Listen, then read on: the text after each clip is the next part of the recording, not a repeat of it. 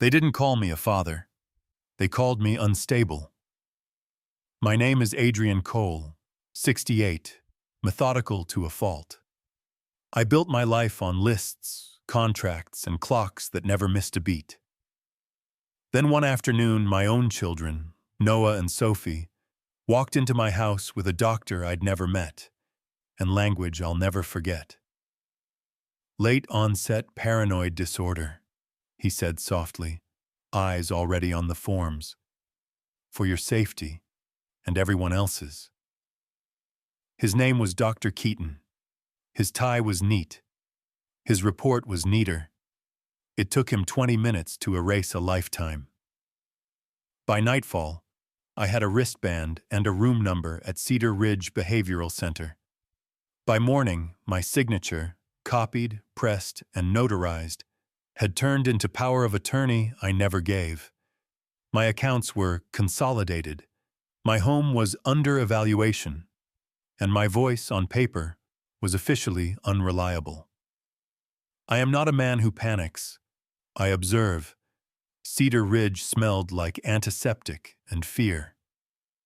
I learned the medication cart by its squeak, the cameras by their blind angles, and the schedule by the sigh of the night nurse at 2 a.m. I learned the names of the orderlies and the code they used when someone cried too loudly. Mostly, I learned to keep my face blank. If they wanted a madman, I would give them a mirror. On day 6, a new physician rotated in, Dr. Maya Reyes. Young, precise, no perfume. She didn't talk like the others. She asked for dates, times, names. When I answered, she didn't look away. "Mr. Cole," she said finally, "your chart says you're disoriented, but your timeline is exact to the hour." "Paper accepts anything," I said. "What do you accept?" She didn't smile. She asked to see my file. Files don't scream when they're doctored. They whisper, metadata out of place, templates pasted where they don't belong, billing codes repeated like stutters. Dr. Reyes heard all of it. She found the evaluation signed before the interview. She found identical phrasing across 3 different patients, as if sanity and insanity could be copy-pasted. She found telephone logs between Keaton and my son that weren't supposed to exist. She didn't promise. She acted. "Compliance review," she requested. "External." Quiet words with sharp teeth. I did my part. I stopped swallowing my pills, not to prove a point, just to keep a mind I could use. I tracked the corridor cameras and the blind wedge by the maintenance closet. When the state auditors walked in 3 weeks later, they saw a calm old man who could recount current events, market shifts, and the exact language of the will I had signed 5 years prior. They also saw a physician who could explain why the intake timestamp was older than the intake. Dr. Keaton began to sweat. Paper can be corrected. Timestamps can't. Outside those walls, Noah and Sophie were busy. They had moved my money, first to a family LLC, then to a holding company with a name that sounded like a lake no one swims in. They listed my house. They adjusted my will. They told relatives I needed long-term care. They forgot one thing. I had a lawyer who never forgot me. Elliot Grant is not glamorous. He reads footers. He notices commas.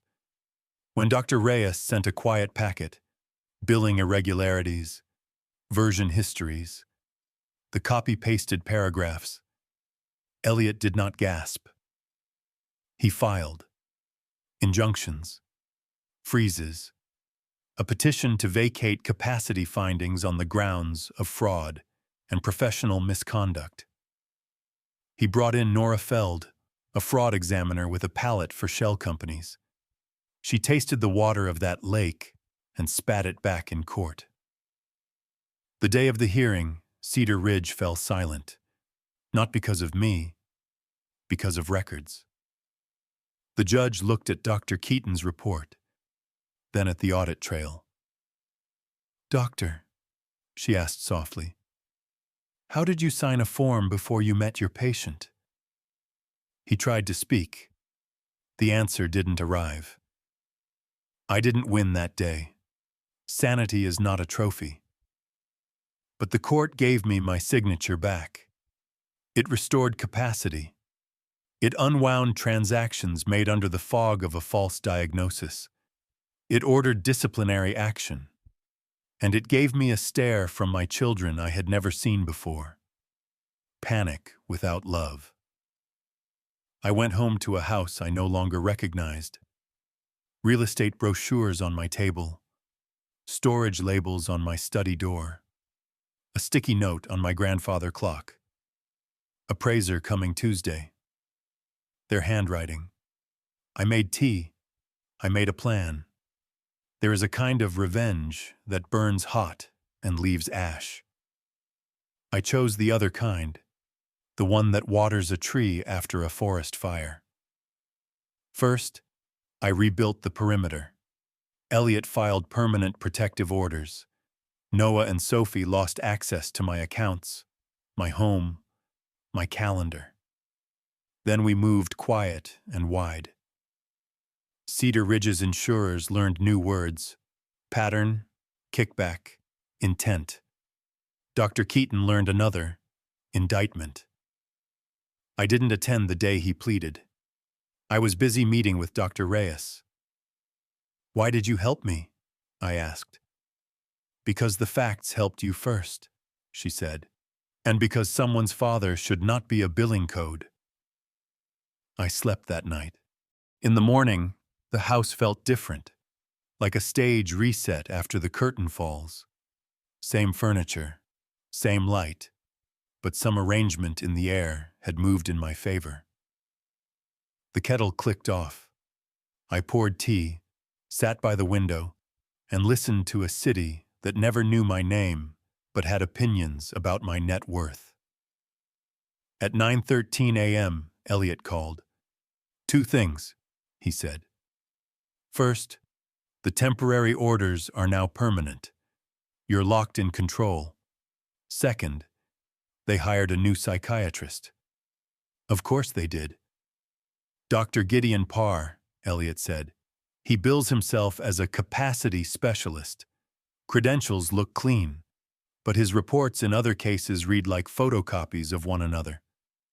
"Then we should give him something he's never seen," I said.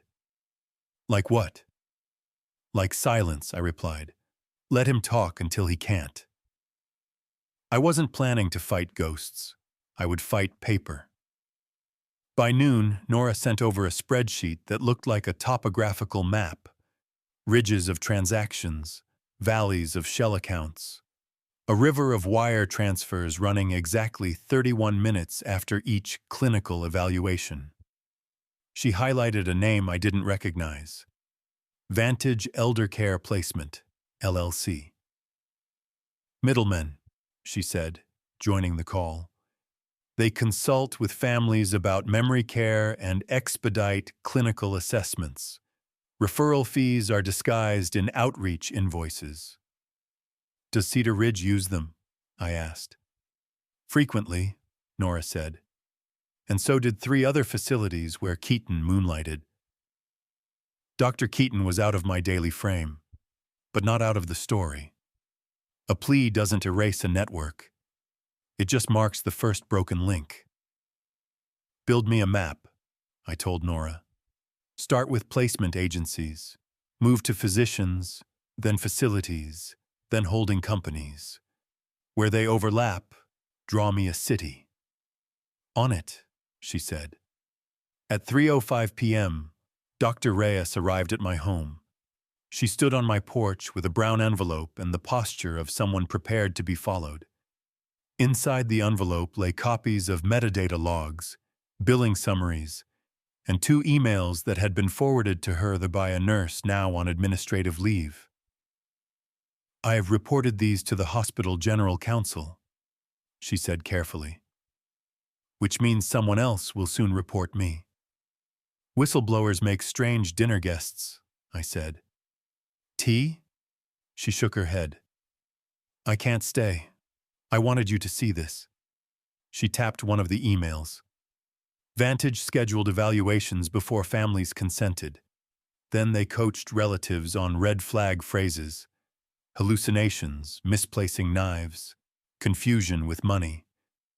Half the notes are templated. They paste in symptoms like ingredients. Why show me? I asked. Why not go straight to the state? Because the state moves slowly, she answered, and her voice lost the hospital tone. And because you move like a clock. We looked at each other over the brown envelope. There's a kind of alliance you don't discuss. You just start counting from the same zero. Be careful, I said. I'm past that, she replied, and left. That night, I did not sleep. Not fear, planning. I wrote for hours, lists, dates, names, cross-references, what we had, what we needed, what could break us, what would only feel like it could.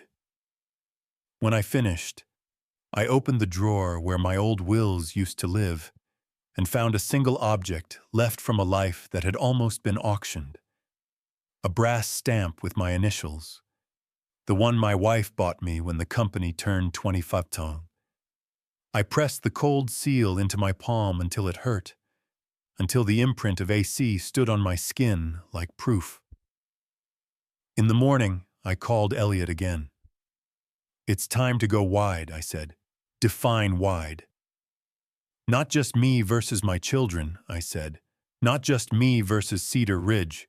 We go after the machine. Placement agencies, physicians, facilities. The holding company that hedges against lawsuits by breaking a single body into many limbs. Elliot was quiet. That's RICO territory, he said at last. Civil, not criminal. Pattern, enterprise, predicate acts. Then we'll show them a pattern, I said. I have a doctor who hears whispers in metadata and a fraud examiner who sees rivers in numbers. All I have to do is remember. He exhaled. It sounded like someone placing a heavy book on a table. We'll need more plaintiffs, he said. People hurt the same way. People who will stand in that courtroom and let the air be heavy and not fill it with apologies. I know where to look, I said.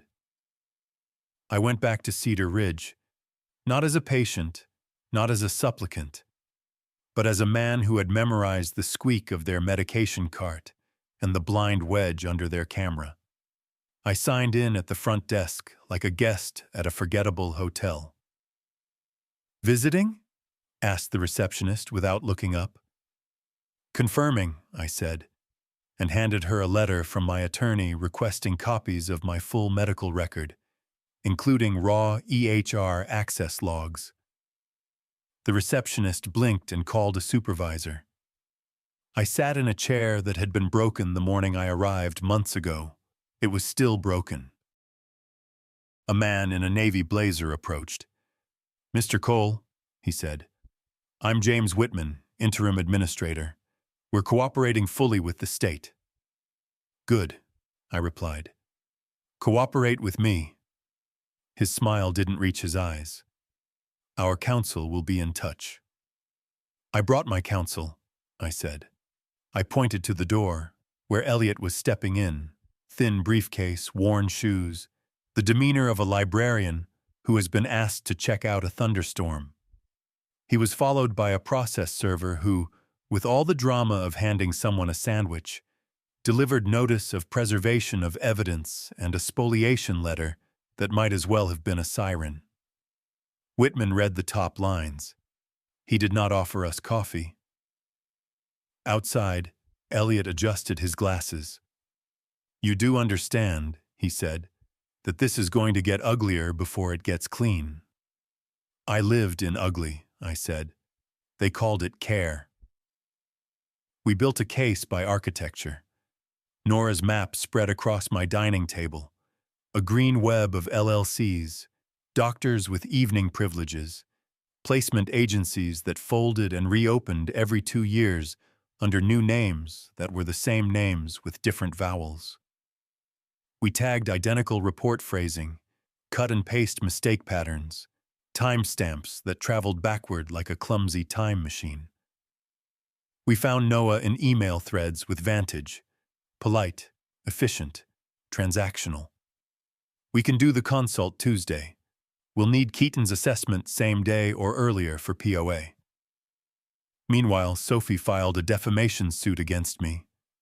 The complaint read like a novel written by someone who hated plot. I didn't flinch. The only thing that matters in that genre is the ending, and I knew ours. Depositions came first. They put me in a gray room with light that hated skin and asked soft questions with sharp edges. Mr. Cole, did you ever misplace a knife? Mr. Cole, did you ever forget the PIN to your own bank card? Mr. Cole, did you ever see things that weren't there? I answered the way I breathe. Knives live in a block by the stove. I count them when I do the dishes, I said. Pins live in muscle memory. I've used the same card for 8 years. Yes, I saw something that wasn't there. A diagnosis. They tried to provoke. I would not give them a scene. Scenes are for people who need witnesses. I needed records. Then they sat Dr. Gideon Parr at the table. He had the voice of a man who sells clear water in bottles. His report on me, unsolicited, unexamined by a court, was a collage of concerns. Mr. Cole demonstrates fixation on documentation, hypervigilance, and an obsessional belief that he has been wronged by colluding parties. Obsessional belief, Elliot repeated during questioning. Doctor, if a man gathers evidence that proves an enterprise wronged him, is that belief obsession or proof? Parr adjusted his tie. I can only speak to clinical presentation. Then speak to this, Elliot said, sliding over 3 reports Parr had authored in other cases. Same paragraph, same sentence, same typo. Is every presentation the same? Parr didn't sweat. He practiced not sweating. But his hands started evaporating on the table, the way a person's composure does when the room runs out of his air. The day they deposed Sophie, she wore a suit the color of wet stones and a necklace I didn't recognize. She answered in single syllables until Elliot showed her the voice message she had left Vantage. We need him placed this week or the house sale collapses. He's lucid around my husband. Can we make sure the interview isn't around him? Her eyes flicked toward the door. No one came. What were you protecting? Elliot asked. Our future, she said. And whose present were you destroying? He replied. Not loud, not cruel. She didn't cry. She did something quieter. She stopped pretending. Noah tried to perform. Some men are born looking like they own a room. He looked like he had rented one and overdecorated. Elliot was gentle at first, then exact. The exhibits that mattered were sent to the monitor. Our questions were for the jury we hadn't met yet. Mr. Cole, Noah said, eyes on me instead of on counsel. We were trying to guard your legacy. My legacy is not a set of keys, I said. It's a set of choices. He smiled as if it were a contest. It wasn't. We added plaintiffs. Nora found them. A retired librarian who had been placed 2 hours after a Vantage consult. Her capacity reassessment denied 5 times until her nephew sold her apartment. A violin teacher whose life insurance beneficiary was updated while she stared at a wall clock and wondered why the hands didn't move. A former nurse who had redlined errors in her own chart until her pen was taken away. They joined not for money, though money would help, but for something they could recognize in the mirror. The State Attorney General's office took notice. Civil Division first, then, grudgingly, criminal. April Dalton, an assistant AG with a voice that could cut wire, visited my home. She moved slowly around the web on my table, taking in the city Nora had drawn. "You did our job," she said. "No," I said. "I did my job. Now please do yours." She did. Subpoenas landed like winter on the Enterprise. Vantage started shedding staff. PAR took an extended vacation no one believed in. Cedar Ridge replaced its interim administrator with a consulting firm whose specialty was crisis communications, which is what a person hires when the truth has already arrived, and they need a buffer between the truth and the light. While the state lined up, the hospital came for Dr. Reyes. Not with handcuffs, with meetings, committee notes, performance remediations, the polite violence of process. "They say I bypassed channels," she told me, sitting on the edge of my couch with the posture of someone who has learned that chairs can be traps. "They say I'm undermining collegial trust." "You upheld a different trust," I said. She nodded. "I'll be all right. I filed under the state whistleblower law. The AG called. They want me as a witness." "Then let's make sure your testimony stays testimony," I said, "not an obituary." She didn't laugh. People who stand in windstorms don't burn energy on laughter. They lean. Trial arrived like a calendar event you couldn't snooze. We were plaintiff and class, not just me, a chorus of quiet people who had once been isolated and were now, at least for a season, a we. The courtroom smelled like varnish and preparation. The first day, I wore the same suit I had worn when I signed the will that would later be counterfeited in spirit. Not superstition. Continuity. Elliot opened for us. He did not tell a story the way television wants stories told. He laid out a ledger. Dates, names, amounts, overlaps, the efficiency of a machine that turned elders into line items. Then he did something small and devastating. He paused. "In this case," he said, "silence has been used as a weapon. Today we use silence as a fact. Notice when the defense cannot answer. Notice when they choose adjectives instead of numbers." The defense opened with concern and confusion. They were concerned for families. They were confused by the idea that nearly identical reports could indicate fraud instead of consistency.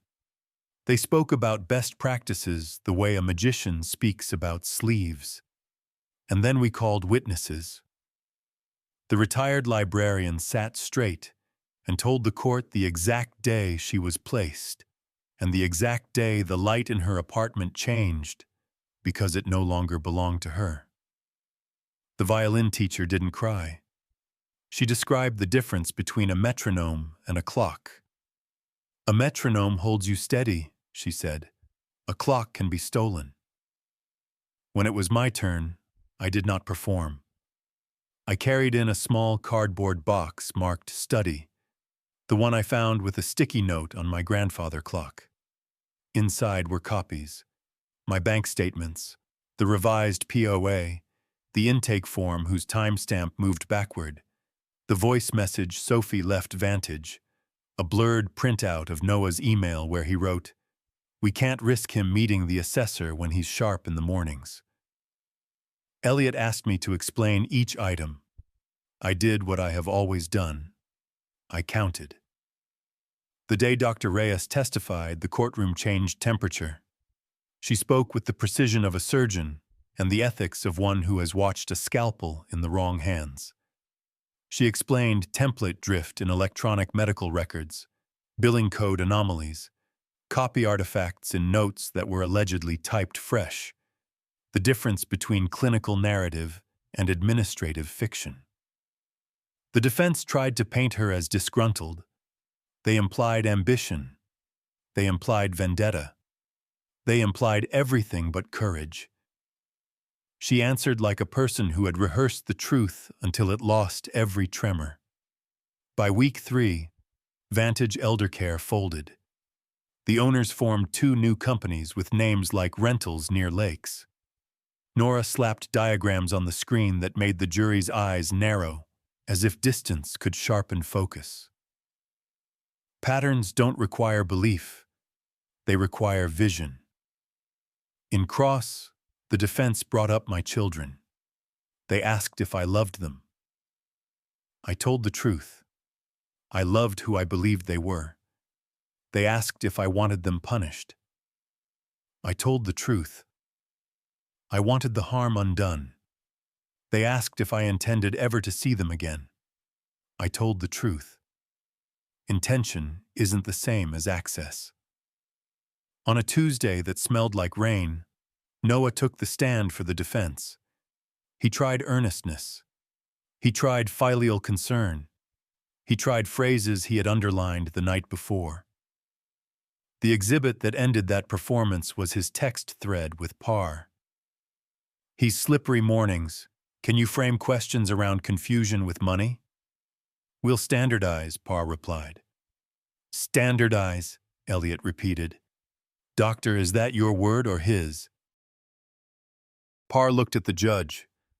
Words don't look back. The verdict arrived without music, as most real verdicts do.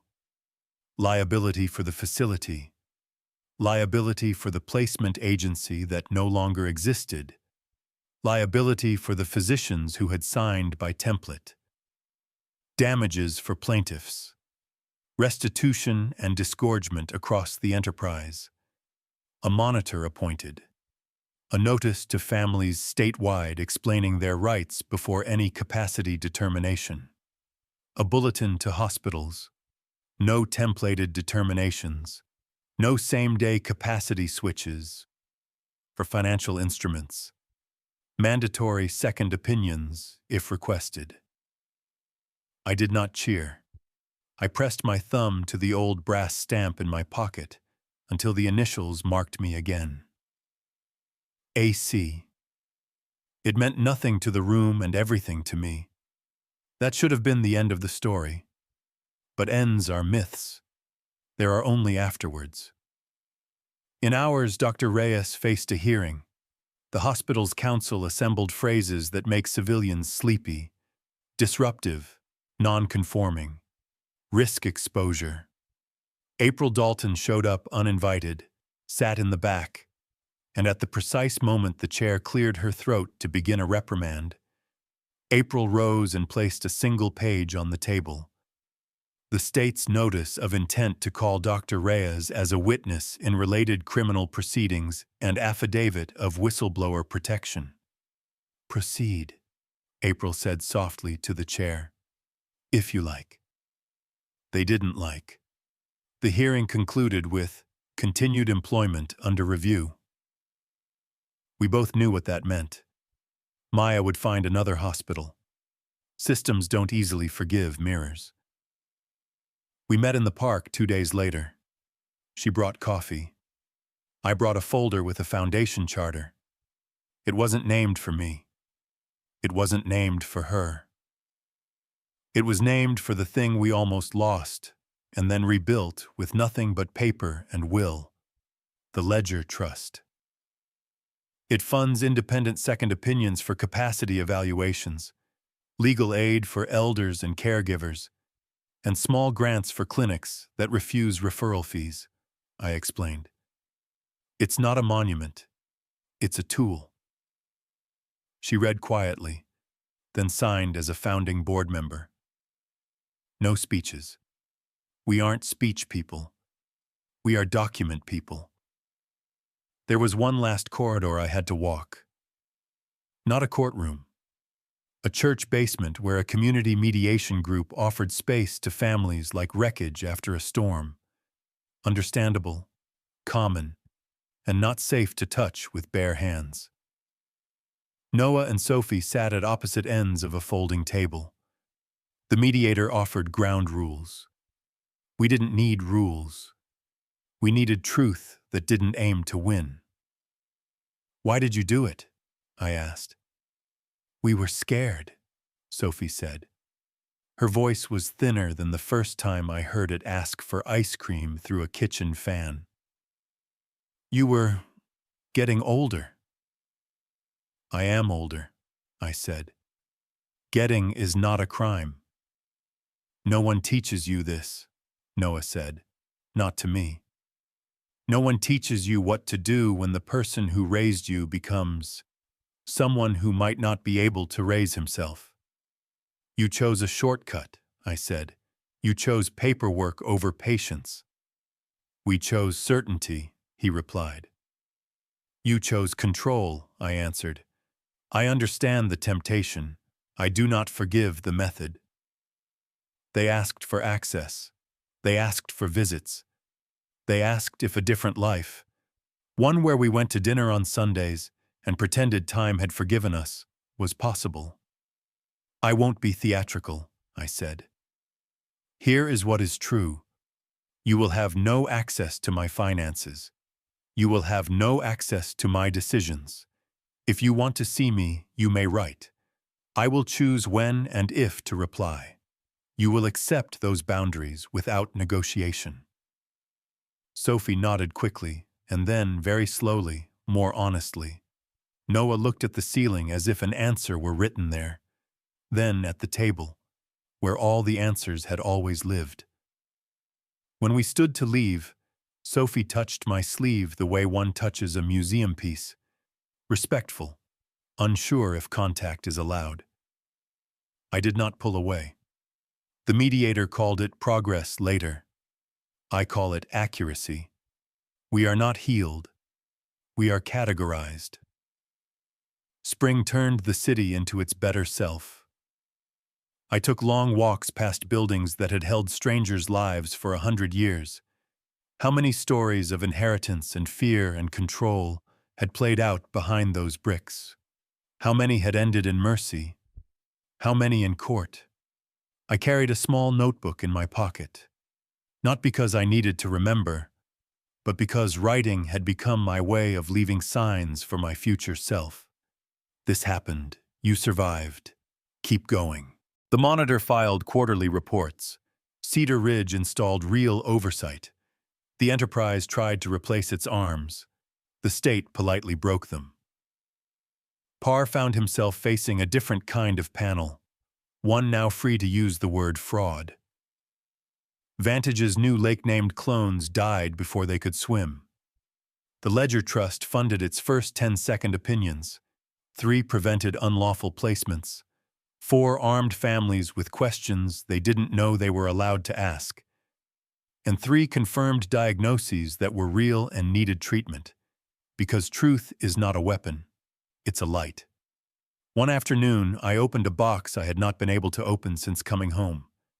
Inside lay photographs. Noah's first bike, Sophie covered in flour on Cookie Day, my wife pinning a lopsided boutonniere to my lapel before a company banquet, and laughing when it fell. I sat with those images like a jury considering a sentence. Then I did the only thing that made sense. I filed them, not under evidence and not under trash, under life. The phone rang less. Quiet returned not as emptiness but as space. Space to choose. What to read, when to travel, who to trust, how to spend mornings that will not be sold. On a Wednesday, that meant nothing to anyone else. I stopped by the hospital where Dr. Reyes had worked. An old volunteer at the information desk asked if I needed help. I used to know someone here, I said.